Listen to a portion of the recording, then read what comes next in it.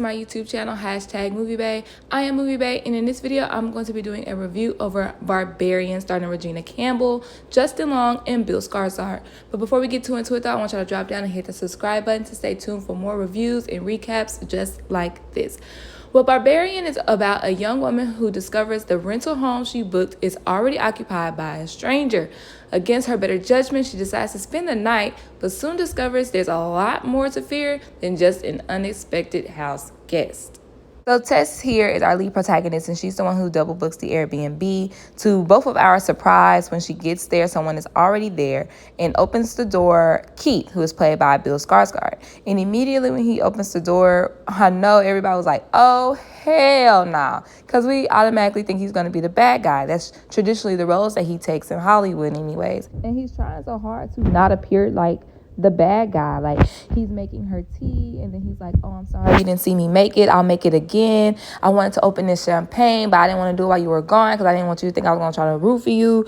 It's like, you're trying too hard, in my opinion. And later on, it made me feel bad because I'm like, spoiler alert, he's genuinely a good guy. But at that moment, we're just like all guards, just like Tess. And of course, as she should be, she's a girl. He's a guy, and we don't know each other. So she's taking all precautionary measures. She's checking his ID, going through his things, just to get an idea of who he is. Well, she later lets down her guards when she finds out that he's low-key famous and someone that she actually admires. Tess, bitch. I was like, oh, bitch, now you thirsty, so now you let them guards down. All right, okay, big bet. So they decide that they're going to share the Airbnb for their stay. She'll take the bedroom. He'll stay on the couch in the living room. So throughout the night, weird things are happening. Her door is cracked open. He's tossing and turning and talking in his sleep. And to me, it was something that they never circled back around to. Like, why was Keith acting like that in his sleep? Like, they just never double back on that. Well, one day after coming back from an interview, Tess hears some noises from the basement or what have you. I personally don't remember how she got in the basement because I saw this movie 2 weeks ago, but she ends up in the basement, of course, right? In every scary movie, you end up in the basement. And she goes to discovery zone, okay? Like, she's moving things, she's finding things. She pulls this string and opens a whole secret passageway. She walks through and she sees some very eerie things, like a dirty ass, old ass bed with a camcorder, and she basically freaks out and runs out. Now, Keith comes home and, sees her charging out. She's like, we gotta go, we gotta get out of here. And he doesn't believe her. He's like, what's going on? What's wrong? Let me go check it out. So Keith goes down in the basement and we don't see him for a very long time. So instead of leaving him down there like she fucking should have, Tess goes back to check on Keith. And when she finally meets up with him, he's panicking, telling her we gotta leave. And then out of nowhere comes this creature that smashes Keith's head into itty bitty pieces. And then that's that. The end. And we jump to present day, and we see Justin Long in a drop top, singing, driving around, bright as fuck. No, but seriously, I've only seen one other movie do this with this cold opening, tying back to the main plot of the story, and it was Friday the 13th, I believe, 2013 version, where it's you meet the entire cast, they kill off the entire cast, and then it's title card, here's the real protagonist, right? So this movie does the same thing, and I already had it trained in my brain because I've seen that Friday the 13th that Justin Long's character was going to meet back up with Tess. So we meet Justin Long's character whose name is AJ, and he's an actor who's just been dropped from his latest project due to sexual assault allegations, and he's in a bind. So he has to go back and sell his property. We find out that his property is indeed the Airbnb that Tess and Keith had stayed in. So he's there trying to see if he can sell it. He goes out one night with one of his friends, and he admits to having sexual intercourse with the young lady who's accusing him. But he was kind of beefing it up with his friend. Nah, it was consensual, da-da-da. When he gets home, he's obviously drunk. And he calls the girl who is accusing him, and he apologizes that, if he misread the situation, basically. So he kind of admits to doing it, or admits to some fault in the sexual assault charge. So the next day, he sees that, somebody is currently living in the Airbnb, their laptop there, toothbrush, all types of things. So he decides to search the house. He goes into the basement. He finds the same string Tess finds, pulls open the door, and he decides that he's going to go into the basement, but it's to take measurements to see if he can add it to the sale price, right? So he's in the basement, walking around. He sees the same camcorder, the same dusty ass cot. He thinks nothing of it. So at that point, I was like, did he put this shit down here? Because he was unfazed by it. So eventually he runs into the creature. The creature runs him into the same direction as Tess. And now it's AJ and Tess down there with the creature trying to nurse them because she looks at them as her offspring. So Tess drinks the milk. AJ does not. And the creature takes AJ out and forcefully breastfeeds him. And at this point, I was like, so now you know how it feels to be forced to do something that you don't want to do. You know what I'm saying? So during that time, Tess gets out and she goes to get help from the police, who does not believe her. They don't believe her at all. She's skate free. She could fucking leave. But once again, she goes back to try to save a fucking man. Now, before Tess gets back to the house, though, AJ does escape, and he's trying to find his way out of the tunnel, and he runs into another character named Frank. Now, Frank is old and shriveled up on this bed, and AJ is trying to take care of him, like, oh, man, thinking that he's been held captive down in this basement, right? So AJ is like, oh, we're going to get you out of here, man. The police are coming. They're on the way. And we get an idea as to who this man was. So we jump to the 1960s, 1970s, where we have Frank coming out of the 70s version of this Airbnb.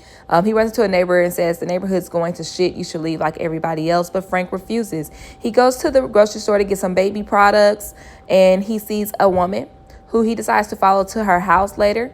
And he puts on a plumber outfit, acts as if he works for the city, goes into her house to check the plumbing, quote unquote, and leaves her bathroom window unlocked. So we get an idea that Frank is a kidnapper and a rapist. Hop back to present day. AJ's character is in the basement with Frank, and he puts in one of the videos that says gas station redhead, and it just kind of solidifies what we already thought. AJ sees the tape and calls Frank disgusting, and I'm like, oh wow, so you're basically seeing the worst version of yourself, AJ, because he is like a part of what you are, you know what I'm saying? Very barbaric, if you ask me. So Tess comes back in to save AJ, and the creature though is still after them.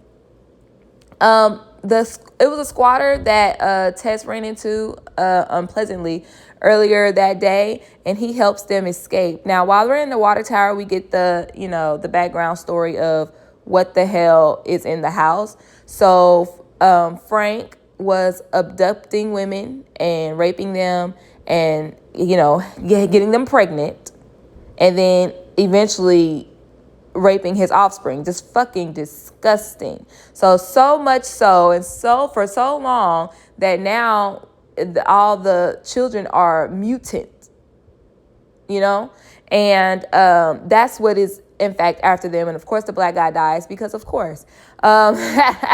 During this chase between the monster Tess and AJ decides, you know what, Tess, you've already been shot accidentally by AJ because he thought that she was the creature. Yeah, the fuck right. Because why would the creature be saying hello, hello, hello? Okay. He was like, you're slowing me down, sis. Pushes her off the water tower. That shit was funny to me. I'm not gonna lie. I was like, damn, bro, he is messed up for that. So the creature jumps over the water tower to try to save Tess, and they both land on the ground. AJ tries to leave and double tap the creature, but at that moment, the creature smashes his head in or pulls his head apart. Okay, like I said, I saw this 2 months ago. Okay, but AJ's dead, and the creature wants Tess to come back to the house with her, and Tess is like, no, ma'am. So she kills the creature. The end. I feel like the best part of this movie is the characterization of the cast. All the characters are literally the opposite of what you would expect them to be.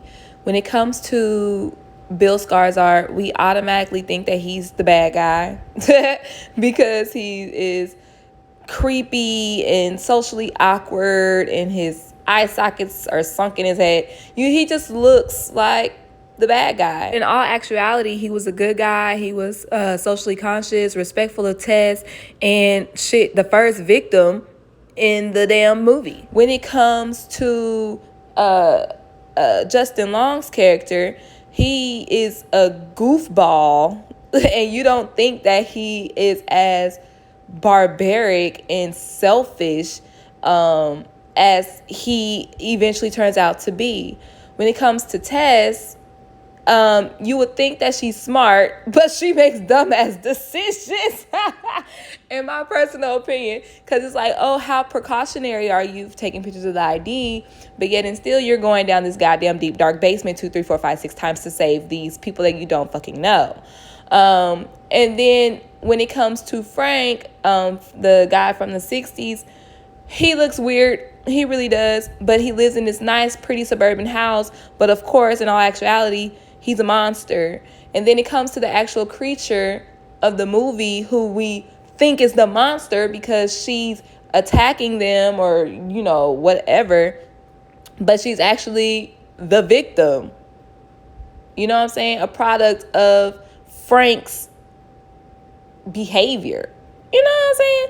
So I feel like that's the best part of this movie to me, is the writing and the characterizations. Even with the police, they're supposed to help you, but what they do? Nothing. Everybody is the opposite of what you expect them to be. And I personally feel like that's good writing. Out of 5 stars, I would give this movie a solid, maybe like 3.75, because I just personally feel like we could have gotten more violence, more killing, but I mean, I guess that does go against the actual creature, because like she's not a monster in reality.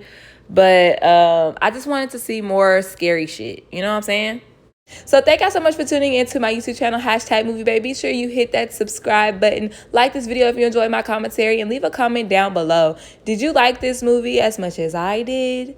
Did you have to sit and think about it afterwards? I had to sit and think about it afterwards. I'm not gonna cap. Just a little bit though. It was good. The spoiler-free review I watched and the thumbnails I would see said it was the best horror movie of the year. Don't know if I would call it that, because I wouldn't even call it horror. I would probably call it like mystery thriller. But it was good when you break down the characters, so I do appreciate that. Like I said again, don't forget to like, comment, and subscribe, and I'll see y'all next time. It's a date.